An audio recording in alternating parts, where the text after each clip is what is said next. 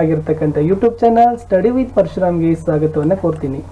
ಕಲಿಕಾ ಚೇತರಿಕೆಯಲ್ಲಿ ಇವತ್ತು 9ನೇ ತರಗತಿಯ ಸಮಾಜ ವಿಜ್ಞಾನದಲ್ಲಿ ಕಲಿಕಾ ಹಾಳೆ 32ರ ಉತ್ತರಗಳನ್ನು ತಂದಿದ್ದೀನಿ. ಸೊ ಇಲ್ಲಿವರೆಗೆ 36 ವಿಡಿಯೋವನ್ನು ಹಾಕಿದ್ದೀವಿ. ತಾವು ನೋಡದೇ ಇದ್ರೆ ವಿಡಿಯೋದ ಡಿಸ್ಕ್ರಿಪ್ಷನ್ ಬಾಕ್ಸ್ನಲ್ಲಿ ಒಂದು ಪ್ಲೇಲಿಸ್ಟ್ ಇದೆ, 9ನೇ ತರಗತಿ ಸಮಾಜ ವಿಜ್ಞಾನ ಕಲಿಕಾ ಹಾಳೆಗಳ ಉತ್ತರಗಳು ಅಂತ, ಅದನ್ನು ಒತ್ತಿ ನೋಡ್ಬೋದು. ಸೊ ವಿಡಿಯೋವನ್ನು ಲೈಕ್ ಮಾಡಿ, ನೀವು ಬಳಸ್ತಕ್ಕಂಥ ಸೋಷಿಯಲ್ ಮೀಡಿಯಾ ಪ್ಲಾಟ್ಫಾರ್ಮ್ಗಳಲ್ಲಿ ಶೇರ್ ಮಾಡಿ. ಫಸ್ಟ್ ಟೈಮ್ ವಿಡಿಯೋವನ್ನು ವಾಚ್ ಮಾಡ್ತಿದ್ರೆ ಸಬ್ಸ್ಕ್ರೈಬ್ ಜೊತೆಗೆ ಬೆಲ್ ಐಕಾನ್ ಅನ್ನು ಅವಶ್ಯವಾಗಿ ಒತ್ತಿ. ನಮ್ಮದೇ ಒಂದು ಟೆಲಿಗ್ರಾಮ್ ಗ್ರೂಪ್ ಇದೆ, ಸ್ಟಡಿ ವಿತ್ ಪರಶುರಾಮ್ ಅಂತ, ಅದಕ್ಕೂ ಕೂಡ ಬಂದು ಜಾಯ್ನ್ ಆಗಿ. ಸೊ ನಾವು 9ನೇ ತರಗತಿಯಲ್ಲಿ ಹಿಂದಿಯಲ್ಲಿನೂ ಕೂಡ ಕಲಿಕಾ ಹಾಳೆಗಳಿಗೆ ಉತ್ತರಗಳನ್ನು ಹಾಕ್ತಾ ಇದ್ದೀವಿ. ವಿಶೇಷವಾಗಿ ಪ್ರಶ್ನೋತ್ತರ ವಿಡಿಯೋಗಳಿದ್ದಾವೆ, ಹಿಂದಿ, ಸೈನ್ಸ್ ಮತ್ತು SS, ಅವು ವಿಡಿಯೋಗಳನ್ನು ಸಹಿತ ನೋಡಿ. ಏನಾದರೂ ಡೌಟ್ ಅನಿಸಿದರೆ ಅನಿಸಿಕೆ ಅಭಿಪ್ರಾಯಗಳನ್ನು ತಾವುಗಳು ಕಮೆಂಟ್ ಸೆಷನ್ನಲ್ಲಿ ಪಿನ್ನನ್ನು ಸಹಿತ ಮಾಡಬಹುದು. ತಡ ಮಾಡದೆ ಶುರು ಮಾಡ್ತೀನಿ. 9ನೇ ತರಗತಿಯ ಸಮಾಜ ವಿಜ್ಞಾನ ಕಲಿಕಾ ಹಾಳೆ 37ರ ಉತ್ತರಗಳ ವಿಡಿಯೋದನ್ನು. ಚಟುವಟಿಕೆ 1. ಈ ಕೆಳಗೆ ನೀಡಿರುವ ಸನ್ನಿವೇಶಗಳನ್ನು ನೋಡಿ ಅವರು ಯಾವ ವಿಧಾನದ ಮೂಲಕ ಪೌರತ್ವವನ್ನು ಪಡೆಯಬಹುದು ಬರೆಯಿರಿ. ಸನ್ನಿವೇಶಗಳು ಪೌರತ್ವ ಪಡೆಯುವ ವಿಧಾನ, ಇದು ಈ ಕಡೆ ಬರಬೇಕು. ಅರುಣ್ 2001ರಲ್ಲಿ ಕೇರಳದಲ್ಲಿ ಹುಟ್ಟಿದ. ಅವನ ತಂದೆ ಭಾರತೀಯ, ತಾಯಿ ನೇಪಾಳಿ ಅಂತ ಇದೆ. ಹಾಗಾದ್ರೆ ಇದು ಪೌರತ್ವ ಪಡಿತಕ್ಕಂಥ ವಿಧಾನ ಯಾವುದಪ್ಪ ಅಂದ್ರೆ ಜನನದ ಮೂಲಕ ಅಂತಕ್ಕಂಥದ್ದು ಸರಿಯಾದ ಉತ್ತರ ಇತ್ತು. ಸೊ ಒಂದೇದೇನಪ್ಪ ಅಂತಂದ್ರೆ ಜನನದ ಮೂಲಕ ಅಂತಕ್ಕಂಥದ್ದು ರೈಟ್ ಆನ್ಸರ್. ಎರಡನೇದು, ಉಮೇರ್ ಖಾನ್ ಉತ್ತರ ಪ್ರದೇಶದಲ್ಲಿ ಜನಿಸಿ ಅವಳ ತಂದೆ ಮತ್ತು ತಾಯಿ ಆಂಧ್ರ ಪ್ರದೇಶದವರು ಅಂತ ಕೇಳಿದ್ದಾರೆ. ಸೊ ಇದು ಕೂಡ ಏನಾಗ್ತದಪ್ಪ ಅಂದ್ರೆ ಜನನ ಮೂಲಕ ಪೌರತ್ವ ಅಂತಕ್ಕಂಥದ್ದು ಬರ್ತದ. ಸೊ ಎರಡನೇ ಸನ್ನಿವೇಶ ಕೂಡ ಜನನ ಮೂಲಕದ ಒಂದು ಪೌರತ್ವವನ್ನು ಹೊಂದಿರತಕ್ಕಂಥದ್ದು. ಇನ್ನ ಮೂರನೇ ಸನ್ನಿವೇಶಕ್ಕೆ ಹೋಗೋಣ. ಸನ್ನಿವೇಶ 3ರಲ್ಲಿ ಏನಿದೆ ಅಂತಂದ್ರೆ, ಹೆನ್ರಿ ಇಂಗ್ಲೆಂಡ್ನವನಾಗಿದ್ದ, ಕೆಲಸದ ಬಂದು ಬೆಂಗಳೂರಿಗೆ 2005ರಲ್ಲಿ ಬರ್ತಾನೆ, ಬೆಂಗಳೂರಲ್ಲೇ ವಾಸವಾಗ್ತಾನೆ. 2020ರಲ್ಲಿ ಭಾರತದ ಪೌರತ್ವ ಪಡೆಯಲು ಇಚ್ಛಿಸ್ತಾನೆ ಅಂತ ಹೇಳಿದ್ದಾರೆ. ಅದನ್ನು ಏನು ಬರಿಬಹುದು? ನೋಂದಣಿ ಮೂಲಕ ಪೌರತ್ವ ಅಂತ ಬರಿಬಹುದು. ಆತ ಏನು ಮಾಡಿದಾನೆ? ನೋಂದಣಿ ಮಾಡಿ ರಾಷ್ಟ್ರಪತಿಯವರಿಗೆ ಅರ್ಜಿಯನ್ನು ಸಲ್ಲಿಸಿ ನೋಂದಣಿ ಮಾಡ್ಕೊಂಡು ಏನು ಮಾಡ್ತಾರಪ್ಪ ಅಂದ್ರೆ ಪೌರತ್ವವನ್ನು ಪಡಿತಕ್ಕಂಥ ವಿಧಾನ ಆಗದ. 4ರಲ್ಲಿ ವಿದ್ಯಾ ಮತ್ತು ಅವರ ಕುಟುಂಬ ವಾಸಿಸುತ್ತಿದ್ದ ಪ್ರದೇಶ ಭಾರತಕ್ಕೆ ಸೇರ್ಪಡೆಯಾಗಿದೆ ಅಂತ ಕೇಳಿದ್ದಾರೆ. ಅಲ್ಲಿ ಬರೀತಕ್ಕಂಥದ್ದು ಭೂಭಾಗ ಸೇರ್ಪಡೆ ಮೂಲಕ ಪೌರತ್ವವನ್ನು ಹೊಂದೋದು ಅಂತ. ಕಡೆಗೆ ಲಾಸ್ಟ್ ಇತ್ತು, ನಾನು ಜೋಸೆಫ್ ಅಮೆರಿಕಾದಲ್ಲಿ ಹುಟ್ಟಿದ್ದು, ನನ್ನ ತಂದೆ ತಾಯಿಗಳು ಭಾರತೀಯರು ಅಂತ ಇದೆ. ಇದು ಬಂದ್ಬಿಟ್ಟು ವಂಶ ಪಾರಂಪರ್ಯ ಮೂಲಕ ಪೌರತ್ವ ಅಂತಕ್ಕಂಥದ್ದು ಬರ್ತದೆ. ಇದು ಫಸ್ಟ್ ಆನ್ಸರ್, ಇದು ಸೆಕೆಂಡ್, ಇದು ಥರ್ಡ್, ಫೋರ್ತ್ ಮತ್ತು ಫಿಫ್ತ್. ಇಷ್ಟು ಈ ಸನ್ನಿವೇಶಗಳಿಗೆ ಅನುಗುಣವಾಗಿ ಪೌರತ್ವ ಪಡಿತಕ್ಕಂಥ ವಿಧಾನಗಳೇ ಆಗಿದ್ದವು.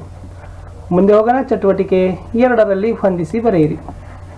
ಸನ್ನಿವೇಶ ಇದೆ, ಪೌರತ್ವ ಕಳೆದುಕೊಳ್ಳತಕ್ಕಂಥ ವಿಧಾನಗಳನ್ನು ಸಹಿತ ಕೊಟ್ಟಿದ್ದಾರೆ. ಜಾನ್ ಭಾರತದ ಪೌರತ್ವವನ್ನು ಕಾನೂನು ಬಾಹಿರವಾಗಿ ದಲ್ಲಾಳಿಯ ಮೂಲಕ ಪಡೆದಿದ್ದಾನೆ ಅಂತ ಕೇಳ್ತಾರೆ. ಅದನ್ನ ಏನ್ ಮಾಡ್ತಾರಪ್ಪ ಅಂದ್ರೆ ಪದಚ್ಯುತಿಯನ್ನ ಮಾಡ್ತಾರೆ, ಹಿಂದಕ್ಕೆ ಪಡೆಯೋದು. ಎರಡನೇದು, ಕರ್ನಾಟಕದವನಾದ ಹರೀಶ್ ವಿದ್ಯಾಭ್ಯಾಸಕ್ಕಾಗಿ ಅಮೆರಿಕಕ್ಕೆ ಹೋಗಿದ್ದಾನೆ. ವಿದ್ಯಾಭ್ಯಾಸ ಮುಗಿದ ನಂತರ ಅಲ್ಲೇ ಉದ್ಯೋಗಕ್ಕೆ ಸೇರಿ ಅಮೆರಿಕದ ಪೌರತ್ವ ಪಡೆದು ಈ ವಿಚಾರ ಭಾರತ ಸರ್ಕಾರಕ್ಕೆ ತಿಳಿಸುತ್ತಾನೆ. ಇದೇನಾಗ್ತದಪ್ಪ ಅಂದ್ರ ಪರಿತ್ಯಾಗ ಅಂತ ಆಗ್ತದ, ಬಿಟ್ಟು ಬಿಡೋದು. ಲಾಸ್ಟ್ ಇರ್ತದ, ವಿಜಯ್ ಕೇರಳದವ, ಉದ್ಯೋಗಕ್ಕಾಗಿ ಜರ್ಮನಿಗೆ ಹೋಗ್ತಾನೆ, ಅಲ್ಲಿ ವಿವಾಹವಾಗಿ ಆ ದೇಶದ ಪೌರತ್ವ ಪಡಿತಾನೆ. ಆದ್ರೆ ಭಾರತ ಸರ್ಕಾರಕ್ಕೆ ಯಾವುದೇ ಮಾಹಿತಿ ನೀಡೋದಿಲ್ಲ ಅಂತ ಕೇಳಿದರೆ ಇದು ಅಂತ್ಯಗೊಳ್ಳುವಿಕೆ ಅಂತ ಏನ್ ಮಾಡ್ತೀವಿ ಕರಿತೀವಿ. ಸೊ ಇಷ್ಟಿತ್ತು ಪೌರತ್ವ ಕಳೀತಕ್ಕಂಥ ವಿಧಾನಗಳಲ್ಲಿ. ಚಟುವಟಿಕೆ 3ರಲ್ಲಿ ಸರಿ ತಪ್ಪುಗಳನ್ನು ಗುರುತಿಸಬೇಕಿದೆ. ಫಸ್ಟ್ ಕ್ವಶನ್ ಇತ್ತು, ಭಾರತೀಯ ಹಾಗೂ ವಿದೇಶಿಯರಿಬ್ಬರಿಗೂ ಭಾರತದಲ್ಲಿ ಮತದಾನ ಮಾಡುವ ಹಕ್ಕು ಇದೆ. ತಪ್ಪು, ವಿದೇಶಿಯರಿಗೆ ಕೊಡೋದಿಲ್ಲ, ಕೇವಲ ಭಾರತದ ಪ್ರಜೆಗಳಿಗೆ ಮಾತ್ರನೇ ಇರ್ತದೆ. 2ರಲ್ಲಿ, ವಿದೇಶಿಯರು ಭಾರತದ ಎಲ್ಲ ಹಕ್ಕುಗಳನ್ನು ಪಡಿತಾರೆ. ಇಲ್ಲ, ತಪ್ಪು. ವಿದೇಶಿಯರ ಪ್ರಜೆ ನಮ್ಮ ರಾಜ್ಯದ ಮುಖ್ಯಮಂತ್ರಿ ಹುದ್ದೆಯನ್ನು ಹೊಂದುತ್ತಾನೆ. ತಪ್ಪು. ಭಾರತೀಯರು ಭಾರತದ ಎಲ್ಲ ಹಕ್ಕುಗಳನ್ನು ಪಡಿತಾರೆ. ಸರಿಯಾದ ಉತ್ತರ, ಸರಿ ಹೇಳಿಕೆ. ವಿದೇಶಿ ಪ್ರಜೆ ಕಾನೂನು ಪ್ರಕಾರ ನಮ್ಮ ದೇಶದ ಪೌರತ್ವ ಪಡೆಯಬಹುದು. ಎಷ್ಟು ಕನಿಷ್ಠ 5 ವರ್ಷ ಸೇವೆ ವಾಸಿಸಬೇಕು.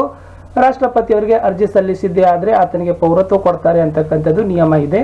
ಸೊ ಮೊದಲ 3 ಹೇಳಿಕೆಗಳು ತಪ್ಪಾಗಿದ್ರೆ ಕೆಳಗಿನ 2 ಹೇಳಿಕೆಗಳು 4 ಮತ್ತು 5ರ ಹೇಳಿಕೆ ಸರಿಯಾಗಿರ್ತಕ್ಕಂಥ ಹೇಳಿಕೆಗಳೇ ಆಗಿದ್ದಾವೆ. ಇನ್ನು ಮುಂದೆ ಹೋಗೋಣ ವಿವರಣಾತ್ಮಕ ಮಾದರಿಯ ಪ್ರಶ್ನೆಗಳಲ್ಲಿ. ಚಟುವಟಿಕೆ 4, ಪ್ರಶ್ನೆಗಳಿಗೆ ಉತ್ತರಿಸೋಣ. ಪೌರತ್ವ ಪಡೆಯುವ ವಿಧಾನಗಳನ್ನು ಪಟ್ಟಿ ಮಾಡಿ. ಭಾರತ ದೇಶದಲ್ಲಿ ಪೌರತ್ವವನ್ನು ಹೊಂದಬೇಕಾದ್ರೆ ಕೆಲವೊಂದಿಷ್ಟು ವಿಧಾನಗಳಿದ್ದಾವೆ. ಅವುಗಳು ಯಾವುವು?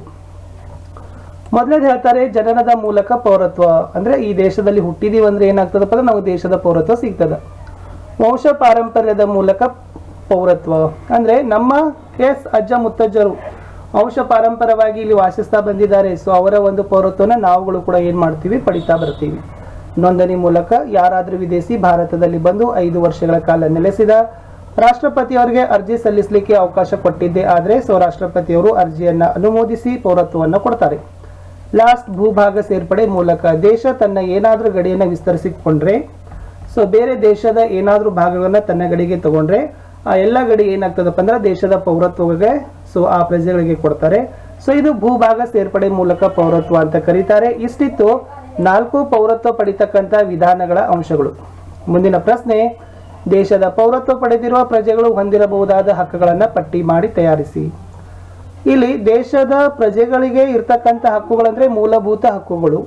ಓಕೆನಾ, ಆ 6 ಮೂಲಭೂತ ಹಕ್ಕುಗಳು ಸಿಗ್ತಾವ. ಮತ್ತೆ ರಾಜಕೀಯ ಹಕ್ಕುಗಳು ಅಂತ ಕರೀತಾರೆ, ಅವುಗಳು ಕೂಡ ಸಿಗ್ತಾವ. ಈ ಮೂಲಭೂತ ಹಕ್ಕುಗಳಲ್ಲಿ 6 ಹಕ್ಕುಗಳಿದಾವೆ, ತಮಗೆ ಗೊತ್ತೇ ಇದೆ. ಸಮಾನತೆ ಹಕ್ಕು, ಸ್ವಾತಂತ್ರ್ಯದ ಹಕ್ಕು, ಶೋಷಣೆ ವಿರುದ್ಧದ ಹಕ್ಕು, ಧಾರ್ಮಿಕ ಸ್ವಾತಂತ್ರ್ಯದ ಹಕ್ಕು, ಸಾಂಸ್ಕೃತಿಕ ಮತ್ತು ವಿದ್ಯಾಭ್ಯಾಸದ ಹಕ್ಕು, ಸಂವಿಧಾನಾತ್ಮಕ ಪರಿಹಾರದ ಹಕ್ಕು.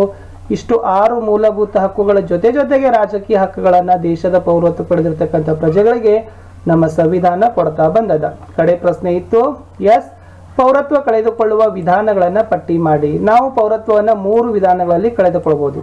ಒಂದನೇದು ಪರಿತ್ಯಾಗ, ಅಂತ್ಯಗೊಳಿಸುವಿಕೆ, ರದ್ದುಗೊಳಿಸುವಿಕೆ ಅಂತ ಕರಿತೀವಿ. ಪರಿತ್ಯಾಗ ಅಂದ್ರೆ ನಾವೇ ಬಿಡೋದು, ಅಂತ್ಯಗೊಳಿಸುವಿಕೆ ಅಂತಂದ್ರೆ ಸೊ ಬಿಟ್ಟು ಬೇರೆ ಕಡೆ ಹೋಗ್ತಾರೆ, ಬಟ್ ಅನಧಿಕೃತ ಮಾಹಿತಿ ಇರ್ತದೆ. ರದ್ದುಗೊಳಿಸುವುದಂದ್ರೆ ದೇಶದಲ್ಲಿ ಏನಾದರೂ ವಿರೋಧಿ ಸಂವಿಧಾನ ಚಟುವಟಿಕೆಗಳಲ್ಲಿ ತೊಡಗಿದ್ದೆ ಆದ್ರೆ ಅದನ್ನ ಏನ್ ಮಾಡ್ತಾರಪ್ಪ ಅಂದ್ರೆ ಸರ್ಕಾರದವರೇ ನಮ್ಮ ಒಂದು ಪೌರತ್ವನ ರದ್ದುಪಡಿಸ್ತಾರೆ ಅಂತಕ್ಕಂಥದ್ದು ಇತ್ತು.